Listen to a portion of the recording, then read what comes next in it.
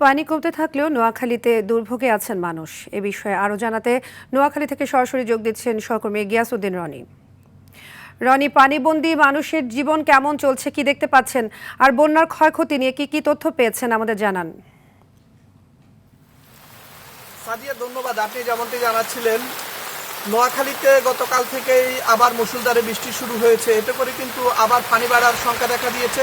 এতে এখানকার মানুষরা কিন্তু খুবই শঙ্কিত হয়ে উঠেছে, কেননা আগের মুষলধারে বৃষ্টিতে জলাবদ্ধতা সৃষ্টি হয়েছে, সেখানেও পানি কমেছে একেবারেই ধীরগতিতে। এখানকার নতুন করে বৃষ্টিতে মানুষ যেন একেবারেই হাঁপিয়ে উঠেছে। এদিকে নোয়াখালীতে এখন পর্যন্ত পানিবন্দী রয়েছে প্রায় 52,000 মানুষ।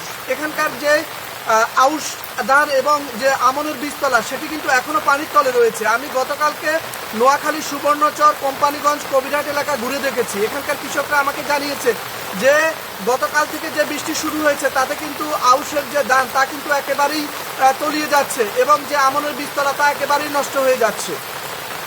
সাদিয়া, এখানকার যে এখন আমি যে স্থানটিতে দাঁড়িয়ে আছি এটি নোয়াখালী কোম্পানিগঞ্জের বসুরহাট পৌরসভার একটি এলাকা। আপনি দেখতে পাচ্ছেন যে এখানকার এই সড়কটিতেও কিন্তু একেবারে হাঁটুর কাছাকাছি পানি রয়েছে। তো এখানকার যে জেলা শহর রয়েছে সেখানেও কিন্তু মানুষ একেবারেই দুর্বিষহ জীবনযাপন করছে। সেখানকার অফিস আদালতে এখনও কিন্তু জলমগ্ন রয়েছে। এছাড়া এই জলাবদ্ধতার কারণে এখানকার কিন্তু বৃদ্ধ এবং শিশুরা কিন্তু নানা রোগে আক্রান্ত হচ্ছে।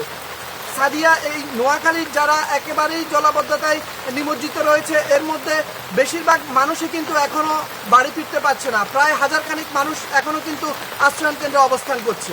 জেলা প্রশাসনের পক্ষ থেকে জলাবদ্ধতায় যারা দুর্ভোগে রয়েছে তাদের জন্য কিন্তু ত্রাণের ব্যবস্থা রয়েছে, কিন্তু যারা আশ্রয়ণ কেন্দ্রে রয়েছে তাদের বারবারই অভিযোগ তাদের জন্য যে ত্রাণ ব্যবস্থা রয়েছে তা কিন্তু একেবারেই অপ্রতুল।